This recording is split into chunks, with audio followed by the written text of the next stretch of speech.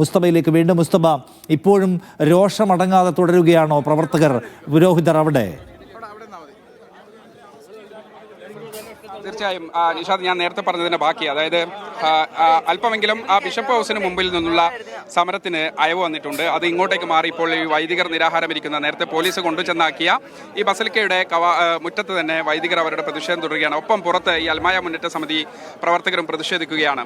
വലിയ ഗൗരവ സ്വഭാവത്തിലേക്ക് ഈ പ്രതിഷേധം മാറിയിരിക്കുന്നു. എറണാകുളം അങ്കമാലി അതിരൂപതയിലെ 21 വൈദികർ ഈ ക്രിമിനൽ കൂരിയെ പുറത്താക്കണമെന്ന് ആവശ്യപ്പെട്ടുകൊണ്ട് അവരുടെ സ്വന്തം വീടാണ്, അവരുടെ പെർമനന്റ് അഡ്രസ്സുള്ള വീട്ടിൽ സമാധാനപരമായി നടത്തിക്കൊണ്ടിരുന്ന സത്യാഗ്രഹമാണ് ഇന്നലെ വെളുപ്പിന് 150ഓളം പോലീസ് 170ഓളം പോലീസുകാരുടെ നേതൃത്വത്തിൽ തീവ്രവാദികളെ പിടികൂടുന്ന പോലെ പിടിച്ച് വലിച്ചിഴച്ചുകൊണ്ടാണ് ഇവിടെ കൊണ്ടുവന്നത്. വലിച്ചിഴച്ചില്ല എന്ന് ACP പിന്നീട് മാധ്യമങ്ങളോട് പറയുകയുണ്ടായി. വലിച്ചിഴച്ചതിന്റെ വീഡിയോ CCTV ഫുട്ടേജ് സഹിതം ഞങ്ങൾ മാധ്യമങ്ങൾക്ക് കൈമാറിയിട്ടുണ്ട്. അപ്പോൾ വലിച്ചിഴച്ചു കൊണ്ടുവന്ന വൈദികർ തെറ്റ് ചെയ്തിട്ടുണ്ടെങ്കിൽ അവരെ അറസ്റ്റ് ചെയ്ത് റിമാൻഡ് ചെയ്യട്ടെ. തെറ്റ് ചെയ്തിട്ടില്ല എന്നുണ്ടെങ്കിൽ അവരെ തിരിച്ച് അവരുടെ ഹൗസിലേക്ക് തിരിച്ചാക്കണം. ഇത് രണ്ടാലൊന്നും നടക്കാതെ ഈ വിഷയത്തിൽ ഞങ്ങളുടെ വിശ്വാസികൾ ഞങ്ങളുടെ പ്രതിഷേധവും പ്രതിരോധവും അവസാനിപ്പിക്കില്ല. ഞങ്ങൾക്കിത് തുറന്ന് അകത്ത് കടന്നു പോകാൻ പറ്റാഞ്ഞിട്ടല്ല, ഞങ്ങൾ ക്ഷമിച്ചിരിക്കുകയാണ്. കാരണം ഞങ്ങൾ ഒന്ന് അനക്കിയപ്പോൾ ബസിലിക്കയുടെ ഗേറ്റ് തള്ളി തുറന്നതാണ്. ഞങ്ങൾ ഈ ബസിലിക്കയുടെ ഗേറ്റ് ഒറ്റ തള്ളിന് തുറക്കാൻ പറ്റുമെന്ന് ഞങ്ങൾക്ക് 100% ബോധ്യമുണ്ട്. ഞങ്ങൾ ക്ഷമിച്ചു നിൽക്കുന്നത് ഇതിലൊരു തീരുമാനമുണ്ടാകും. കളക്ടർ ഇടപെടുന്നു, ഈ DGP ഇടപെടുന്നു, കേരള ഗവൺമെന്റ് ഇടപെടുന്നു എന്നൊക്കെ ഞങ്ങൾ അറിയുന്നു. ഇതിലൊരു തീരുമാനം ഉണ്ടായില്ല എങ്കിൽ ഞങ്ങളുടെ പ്രതിഷേധവും പ്രതിരോധവും കൂടുതൽ ശക്തമാവും. അത് ചിലപ്പോൾ അക്രമത്തിലേക്ക് കടന്നു പോകാതെ സൂക്ഷിക്കേണ്ടത് ഇവിടുത്തെ പോലീസ് സന്നാഹമാണ്, സർക്കാരാണ്. ഈ പ്രശ്നങ്ങളുടെയൊക്കെ അല്ലെങ്കിൽ ഇപ്പോൾ നിങ്ങൾ ഉയർത്തുന്ന പ്രതിഷേധങ്ങളുടെയൊക്കെ അടിസ്ഥാന കാരണം എന്താണ്? ഇന്നലെ അനിഷ്ട സംഭവങ്ങൾ ഈ വെളുപ്പിന് അരങ്ങേറി. ഈ കുറേ അച്ഛന്മാരുടെ പോലീസ് ചേർന്ന് ഇത് ഗൂഢാലോചനയുടെ ഭാഗമായിട്ടാണ്.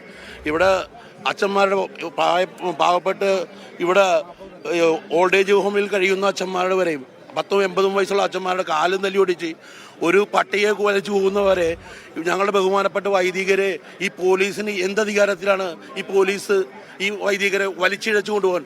അവരെന്തെങ്കിലും ക്രിമിനൽ സ്വഭാവം കാണിച്ചോ?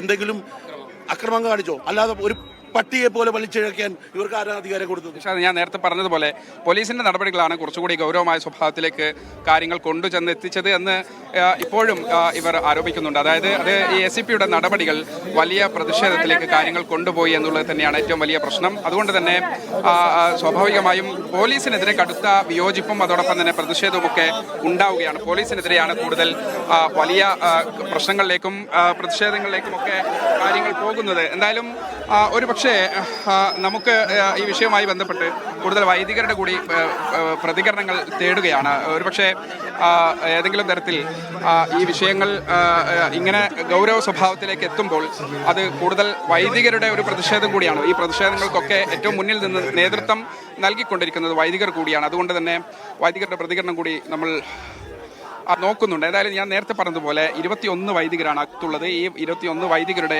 വലിയ പ്രതിഷേധങ്ങൾക്ക് പിന്തുണയുമായാണ് ഈ അൽമായ മുന്നേറ്റ സമിതിയും ഇവിടെ ഇവരോടൊപ്പം ഐക്യദാർഢ്യം പ്രഖ്യാപിച്ചുകൊണ്ട്, അത് സഭയുടെ അകത്ത് നടക്കുന്ന കഴിഞ്ഞ കുറേ വർഷങ്ങളായി നടന്നുകൊണ്ടിരിക്കുന്ന വലിയ ഗുരുതര സ്വഭാവമുള്ള പ്രശ്നങ്ങൾ കൂടിയാണ് ഇന്ന് ഈ രൂപത്തിലേക്ക് വലിയ ബിഷപ്പ് ഹൗസിനുള്ളിൽ അകത്തേക്ക് ഗേറ്റ് തുറന്ന് കടക്കാനും ഒക്കെയുള്ള ശ്രമങ്ങളിലേക്ക് എത്തിച്ചത് എന്നുള്ളത് പറയാതിരിക്കാൻ വയ്യ. എന്തായാലും അങ്കമാലി അതിരൂപതയിലെ വിമത വൈദികർക്കെതിരായ പോലീസ് നടപടിയിൽ പ്രതിഷേധിക്കുകയാണ് ഇപ്പോൾ.